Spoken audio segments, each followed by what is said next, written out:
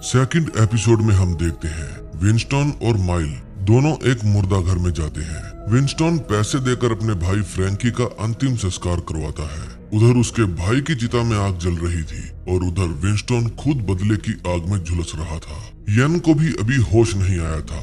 लू उसका अच्छे से ख्याल रख रही थी। लू और माइल्स चाइना टाउन में अकेले ही ब्लैक पीपल थे, इसलिए अक्सर चाइना टाउन के चाइनीज लोग लू को तंग किया करते थे।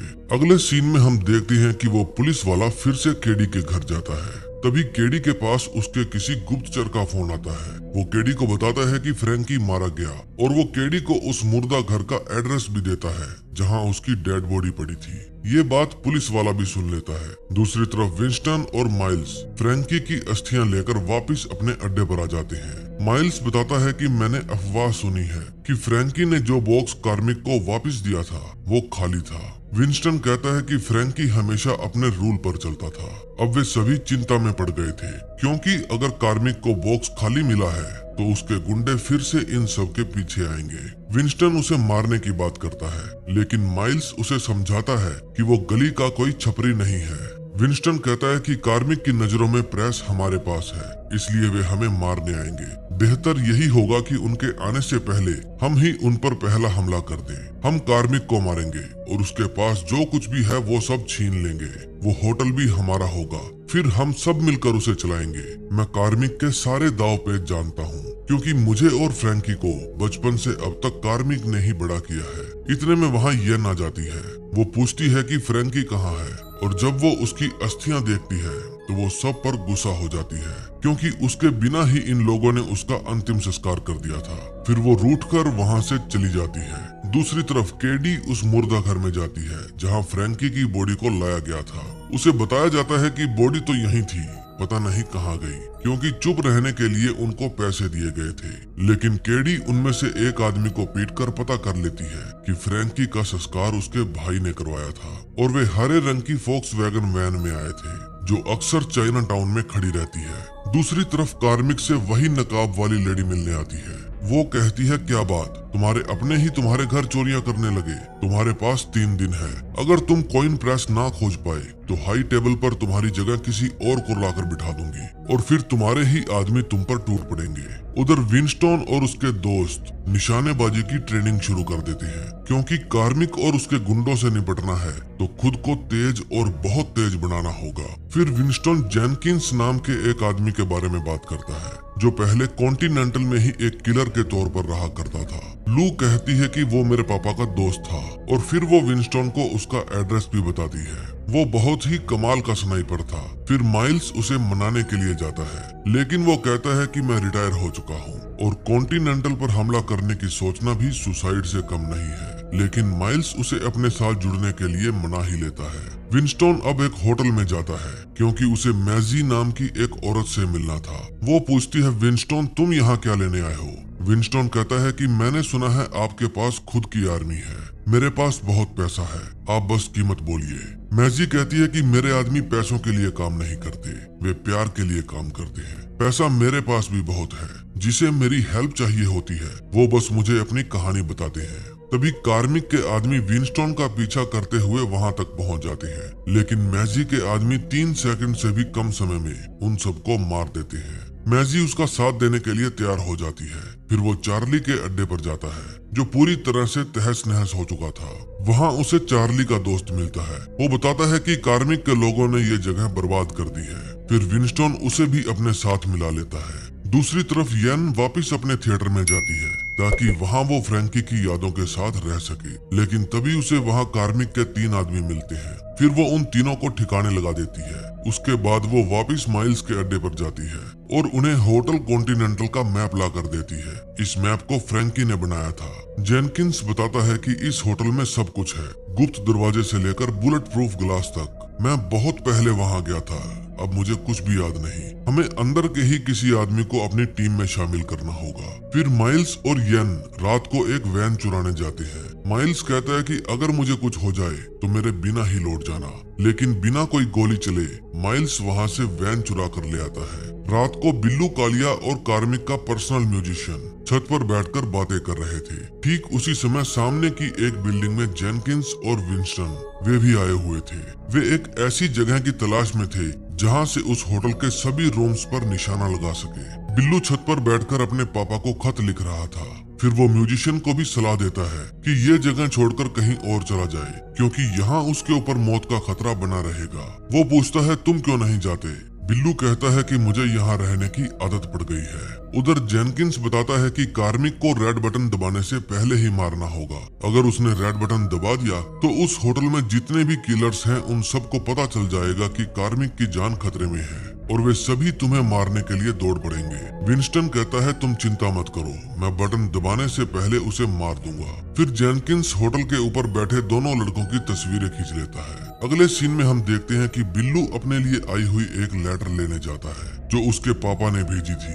लेटर लेने के बाद वो अपने एक दोस्त जमाल से मिलने जाता है जो कि एक होटल का मालिक था। बिल्लू अपने घर, अपने शहर वापस जाना चाहता था लेकिन जा नहीं पा रहा था। फिर जमाल उसे अकेले में बात करने के लिए अंदर ले जाता है और लू वहां आकर उसका लेटर चुरा लेती है। फिर वो लेटर ले जाकर वो विंस्टन को दे देती है। जब वो घर जाती है तो देखती है एक छोटा चाइनीज लड़का उसकी बिल्डिंग का शीशा तोड़कर भाग रहा है। फिर वो उसका पीछा करती है और कुछ चाइनीज गुंडों से उसकी हाथापाई भी हो जाती है। फिर वो अपनी शॉप में रखा सिगरेट काउंटर बाहर फेंक देती है जो कि चाइना वालों ने उसे जबरदस्ती बेचने के लिए दिया था। अब विंस्टन भी वो खत पढ़ लेता है जो बिल्लू, कालिया के लिए आया हुआ था और उसे पता चल जाता है कि वो ये काली दुनिया छोड़कर वापस अपने घर जाना चाहता है। फिर थोड़ी देर बाद जब बिल्लू अपने होटल जाने के लिए बस पकड़ता है तब वहाँ विंस्टन और लू आ जाते हैं। वे पूरी बस को खाली करा लेते हैं और ड्राइवर को चलने के लिए कहते हैं। ठीक उसी समय होटल में वो लड़का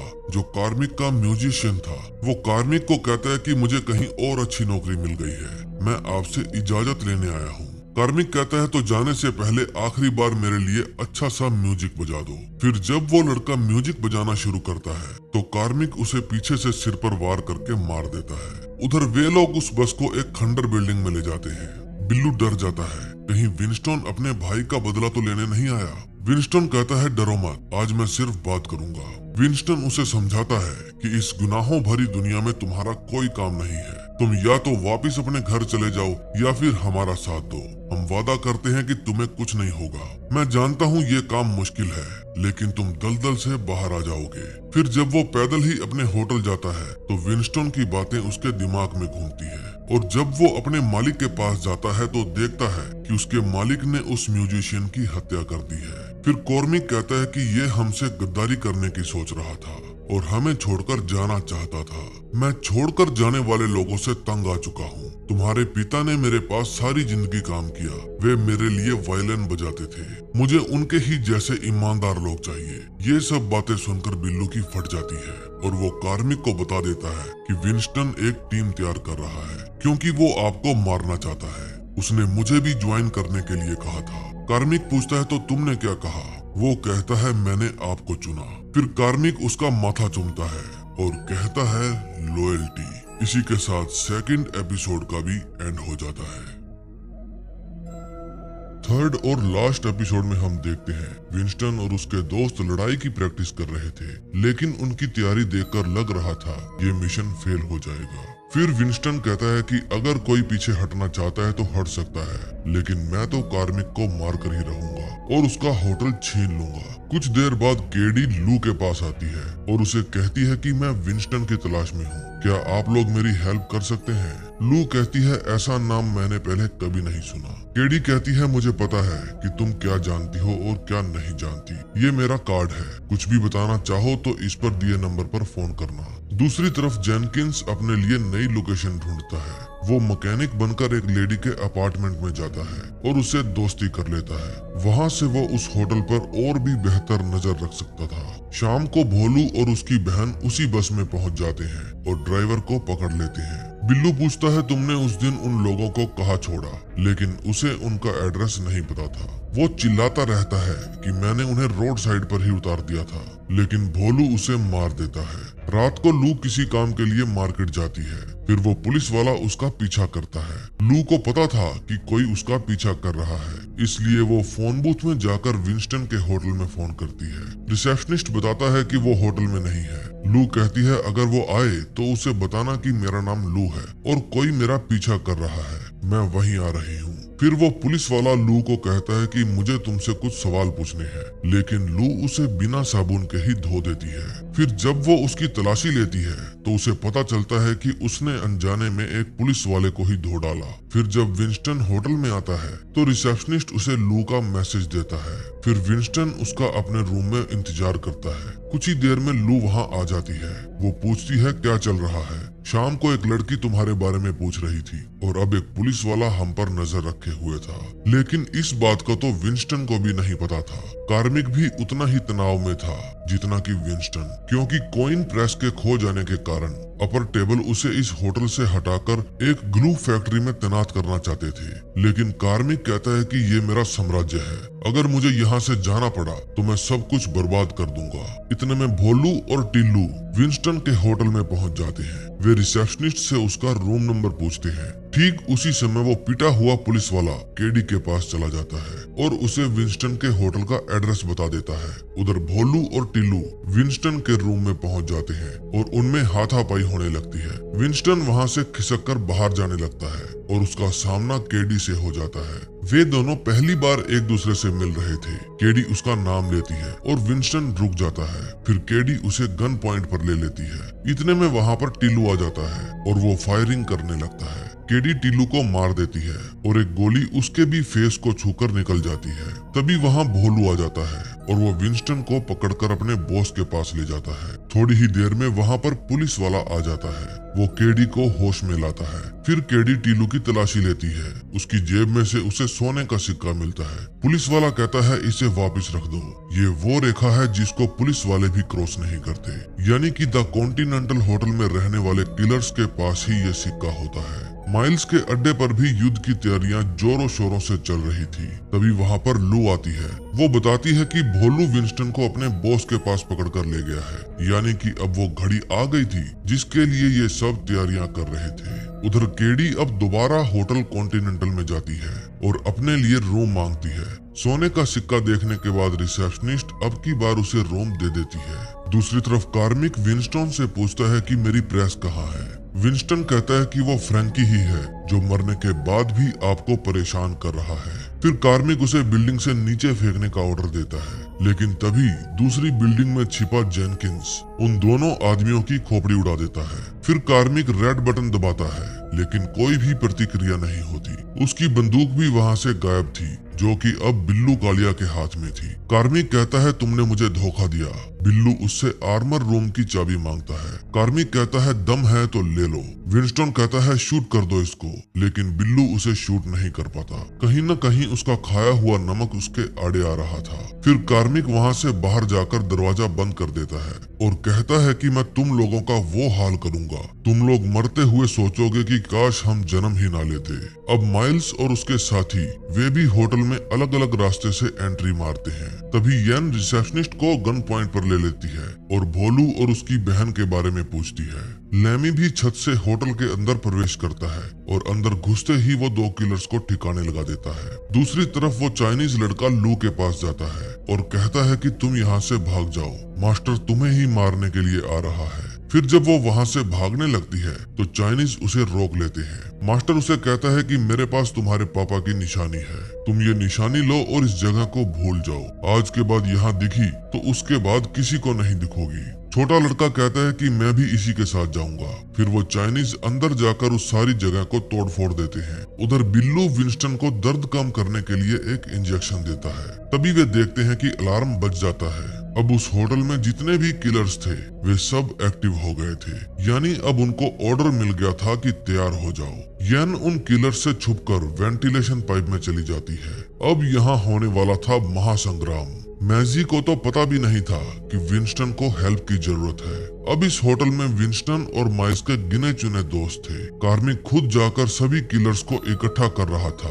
अब उस होटल के सभी रूम्स में लगी हुई पाइप के जरिए किलर्स को विंस्टन और बिल्लू की तस्वीरें भेज दी जाती है, ताकि सबको पता चल सके कि मारना किसको है। केडी जो वहाँ पर किलर बनकर घूम रही थी, उसको दो किलर पहचान लेते हैं कि ये तो पुलिस वाली है, और फिर केडी के हाथों लड़ाई की शुरुआत हो जाती है। अब लैमी की भी फोटो खींच जाती है और उसे भी मारने के ऑर्डर पास हो जाते हैं। गलती से वो उसी रूम में पहुंच जाता है जहां से प्रिंट निकाले जा रहे थे। वो उस लेडी को देखकर अच्छा बनने की कोशिश करता है, लेकिन वो लेडी बहुत ही क्रूर थी। बड़ी ही मुश्किल से लैमी उस औरत से पीछा छुड़ा पाता है। जेनकिंस दूसरी बिल्डिंग में से ही अपने साथियों की हेल्प कर रहा था। डकिंग पाइप में छिपी येन भोलू और उसकी सिस्टर की तलाश में थी।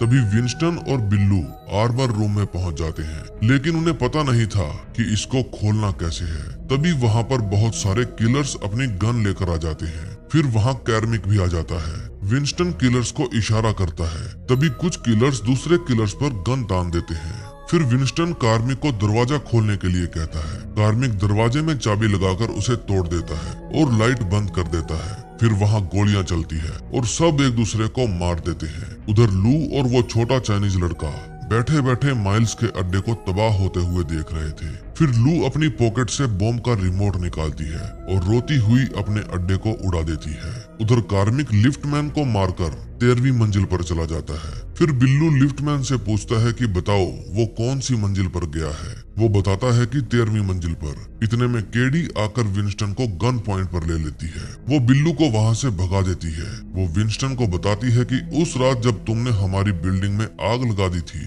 उसमें मेरा पूरा परिवार जल गया था, सिर्फ मैं ही बची थी। फिर वो उसके ऊपर भी लिक्विड गैस डालती है और कहती है कि अब तुम भी महसूस करोगे मेरी फैमिली ने उस दिन क्या महसूस किया था। विंस्टन कहता है कि मुझे तब पता नहीं था कि उसके अंदर लोग हैं। I am sorry. केडी कहती है कि अब सॉरी का कोई मतलब नहीं है। तभी एक गोली आकर केडी को लगती है। विंस्टन विंडो के पास जाकर जेनकिंस को और गोली न चलाने का इशारा करता है। फिर वो केडी की जान बचाता है और कहता है कि मैं तुम्हारे लिए वापस आऊंगा। कार्मिक 13वीं मंजिल पर जाकर गुप्त रास्ते से होता हुआ अपने कंट्रोल रूम में पहुंचता है। फिर वो अनाउंसमेंट करता है कि जो भी किलर विंस्टन का सिर काट कर लाएगा उसे मैं $2 मिलियन दूंगा। विंस्टन बिल्लू के पास जाता है और पूछता है कि 13वीं मंजिल पर जाने का रास्ता किधर है। बिल्लू बताता है कि इस होटल में 13वीं मंजिल है ही नहीं। फिर बिल्लू उसे बताता है कि मैं तुम्हारे भाई फ्रैंकी की वजह से तुम्हारा साथ दे रहा हूँ, क्योंकि वो अक्सर ही मुझे बड़े भाई की तरह गाइड किया करता था और मुझे कहता था कि तुम यहाँ से चले जाओ। उसने मुझे कुछ हथियार भी दिए थे ताकि मैं कभी मुसीबत में हूँ तो वो मेरे काम आ सके। फिर बिल्लू दीवार पर लगा पोस्टर हटाता है और उसके अंदर से हथियार निकालकर विंस्टन को देता है। बाहर 2 मिलियन के लालच में सभी किलर्स आपस में ही लड़ने लगते हैं। अब येन को भी वे लोग दिख जाते हैं जिनका वो बेसब्री से इंतजार कर रही थी। फिर वो भोलू और उसकी बहन को इशारा करके दूसरी तरफ आने के लिए कहते हैं। उधर जेनकिंस ने भी अपार्टमेंट की मालकिन को बांधकर साइड में बिठा रखा था। शायद उनकी दोस्ती तो हो गई थी, लेकिन वो इस काम के लिए अपना रूम इस्तेमाल नहीं करने देना चाहती थी। उधर येन उन दोनों को गन पॉइंट पर ले लेती है, लेकिन तभी वहाँ माइल्स आ जाता है। उसका ध्यान भटकते ही वे दोनों येन के ऊपर हमला कर देते हैं। अब लैमी को भी होश आ गया था। वो उस रूम में था जहाँ से सभी किलर्स को आदेश दिए जाते थे। फिर वो उन कैप्सूल में बॉम्ब डालकर सभी किलर्स के पास भेजता है, लेकिन भोलू उसी के पास एक बॉम्ब भेज देता है, जिसके कारण लैमी की मौत हो जाती है। अब लू और वो चाइनीज लड़का भी वहाँ पहुँच गए थे। लू लड़के को होटल के बाहर खड़े ट्रक के अंदर रोनी के पास बिठा देती है और अपने फादर वाली गन वहीं रख देती है। अब माइल्स और भोलू आमने सामने आ जाते हैं। उन दोनों में खूब हाथापाई होती है और भोलू माइल्स को बुरी तरह से पीटता है। इतने में वहाँ पर लू भी आ जाती है, लेकिन भोलू उन दोनों पर ही भारी पड़ता है। वो उन दोनों को मारने ही वाला था। इतने में वो चाइनीज लड़का लू के पास उसके पापा की गन फेंकता है और लू भोलू को मार देती है। फिर विंस्टन लैमी के पास जाता है और लैमी उसकी गोद में ही दम तोड़ देता है। उसके बाद विंस्टन उन कैप्सूल में बॉम्ब भर भर कर होटल के उन हिस्से में फेंकता है जहाँ पर किलर्स मौजूद थे। कार्मिक अपनी सेना को तबाह होते हुए देख रहा था। अब कार्मिक को भी पता चल गया था कि उसका जिंदा बचना मुश्किल है, क्योंकि उसके सभी किलर्स तकरीबन मर चुके थे। उस समय यन छत के ऊपर भोलू की बहन से लड़ रही थी। उन दोनों में कांटे की टक्कर थी, कोई भी किसी से कम नहीं थी, लेकिन यन उसे मार देती है। तभी कार्मिक के पास मास्क लेडी का फोन आता है। वो पूछती है, क्या तुम्हें कॉइन प्रेस मिल गई है? अगर नहीं तो अपना होटल गंवाने के लिए तैयार हो जाओ। कार्मिक कहता है कि ये होटल मुझसे कोई नहीं छीन सकता। फिर वो अपना हाथ स्कैन करके होटल का डिफेंसियोनेम प्रोटोकॉल एक्टिवेट कर देता है। इससे होटल के सभी डोर्स और विंडोज की सिक्योरिटी इंगेज्ड हो जाती है। अब अंदर के लोग अंदर और बाहर के लोग बाहर ही रह जाते हैं। अब ये होटल एक बॉम्ब बन चुका था जो 9 मिनट बाद फटने वाला था। विंस्टन और बिल्लू डम वेटर में बैठकर सिक्योरिटी रूम तक पहुंच जाते हैं। उन्हें सब समझ में आ जाता है कि कुछ ही देर में ये होटल तबाह होने वाला है। फिर कार्मिक होटल के नीचे पटरी पर जाकर अपनी पर्सनल ट्रेन का इंतजार करता है, लेकिन वहाँ पर विंस्टन आ जाता है। वो कार्मिक को रोकने की कोशिश करता है, लेकिन वो नहीं रुकता। कार्मिक विंस्टन को मारने ही वाला था, तभी वहाँ पर केडी आ जाती है और कार्मिक को गोली मार देती है। उसके मरने के बाद उसकी पर्सनल ट्रेन भी आ जाती है। पहले तो विंस्टन वहाँ से भागने की सोचता है, लेकिन फिर उसके दिमाग में एक आइडिया आता है। वो कार्मिक का हाथ काटकर सिक्योरिटी रूम में ले जाता है और उसका हाथ स्कैन करके उस बम को डीएक्टिवेट कर देता है। अब होटल की सारी सिक्योरिटी भी डीएक्टिवेट हो जाती है। जेनकिंस भी उस लेडी को रिहा कर देता है और कहता है कि मैं फिर कभी चाय पीने के लिए आऊंगा। लेकिन वो लेडी तो चाहती थी कि जेनकिंस यहाँ से जाए ही ना। उधर विंस्टन अब बिल्लू कालिया को कहता है कि तुम अपने घर जा सकते हो, लेकिन बिल्लू कहता है कि यही मेरा घर है, मेरे बिना आप यहाँ बोर हो जाएंगे। फिर ये सभी दोस्त फ्रैंकी और लैमी के नाम एक एक जाम पीते हैं। इतने में होटल के बाहर मास्क लेडी आ जाती है। वो विंस्टन को कहती है कि ये तो खुशी की बात है कि तुमने कार्मिक को मार दिया, लेकिन इससे ये होटल आपका नहीं हो जाता, क्योंकि ये फैसला हाई टेबल करेगी कि इस होटल की कमान किसको देनी चाहिए। मैं इसमें आपकी हेल्प कर सकती हूँ, लेकिन फिलहाल आपको इस प्रॉपर्टी से जाना होगा।